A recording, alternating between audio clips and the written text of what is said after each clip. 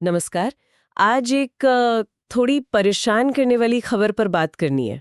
हाँ नमस्कार।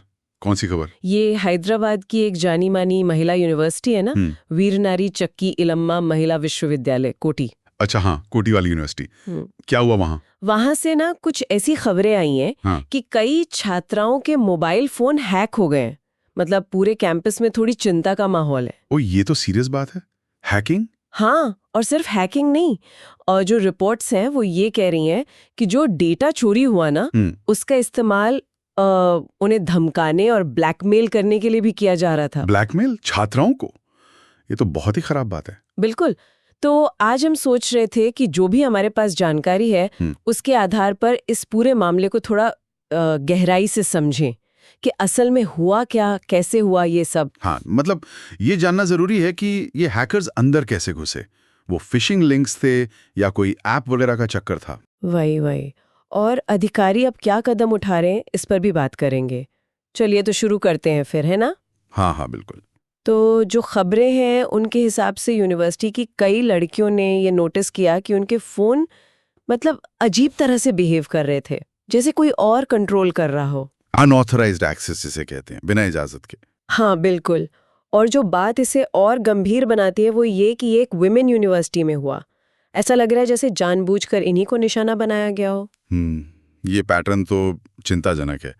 और तरीका क्या था, कुछ पता चला? हाँ, तो जो शुरुआती जानकारी है उसमें यही लग रहा है कि या तो कोई फिशिंग लिंक भेजा गया था जिस पर क्लिक करवा लिया गया। अच्छा, क्लासिक फिशिंग। हाँ, या फिर कोई ऐसी ऐप डाउनलोड करवा दी गई जिसमें मैलवेयर छुपा हुआ था, मतलब वायरस। हाँ, ये दोनों ही तरीके आजकल साइबर क्रिमिनल्स के बहुत आम हथियार हैं। फिशिंग लिंक्स तो मतलब एक तरह का डिजिटल चारा ही होते हैं ना? चारा कैसे? जैसे मछली पकड़ने के लिए चारा डालते हैं, वैसे ही ये नकली ईमेल या मैसेज भेजते हैं। उसमें कोई लुभावना सा लिंक होता है, बैंक का अलर्ट लगेगा या कोई ऑफर। अच्छा, ताकि लोग क्लिक कर दें। हाँ, और जैसे ही क्लिक किया, बस या तो आपकी जानकारी उनके पास चली जाती है, पासवर्ड, बैंक डिटेल्स कुछ भी, या फिर आपके डिवाइस का कंट्रोल। ये तो मतलब एक तरह से भरोसे का गला घोटना हुआ डिजिटल तरीके से। लेकिन हैरानी की बात है कि ये तरीके इतने पता होने के बाद भी काम कर जाते हैं। लोग कैसे फंस जाते हैं इनमें? देखिए, दो बातें हैं। एक तो ये लिंक्स और मैसेज कई बार इतने असली जैसे लगते हैं, बहुत चालाकी से बनाए जाते हैं। शायद किसी दोस्त के नाम से आ जाएं या आपके बैंक जैसा ही लगे बिल्कुल। और दूसरी तरफ थोड़ी सी लापरवाही या कह लीजिए जानकारी की कमी। बस एक गलत क्लिक और हो गया नुकसान। सही बात है। और इसका असर तो जाहिर है कैंपस में दिख ही रहा होगा। डर का माहौल, बेचैनी। हाँ बिल्कुल, ऐसी घटनाओं से असुरक्षा की भावना तो आती ही है। लेकिन चलो, एक अच्छी बात यह है कि मामले को गंभीरता से लिया गया है।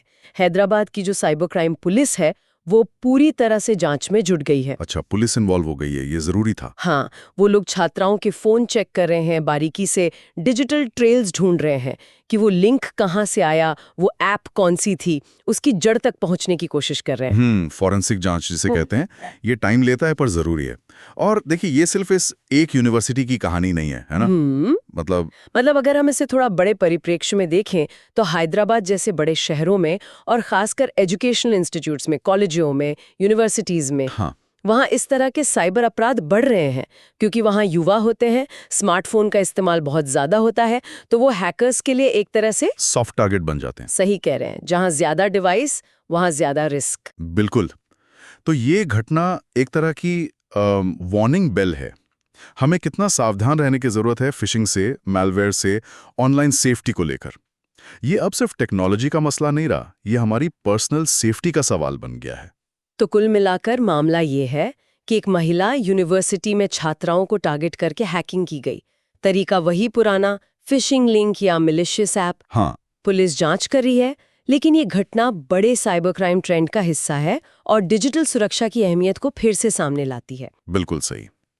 और ये एक बहुत जरूरी सवाल भी खड़ा करता है मेरे ख्याल से। क्या सवाल? देखिए, स्रोत ये तो बताते हैं कि चोरी किए गए डेटा का इस्तेमाल धमकी और ब्लैकमेल के लिए हुआ, पर ये नहीं बताते कि ठीक कैसे। हाँ, ये डिटेल नहीं है। तो सोचने वाली बात यह है कि जब किसी छात्रा के फोन से उसकी निजी जानकारी, मान लीजिए तस्वीरें हैं, चैट्स हैं या और कोई सेंसिटिव डेटा हैकर्स के हाथ लगता है, तो वो असल में किस तरह के खतरों और दबावों का शिकार हो सकती है।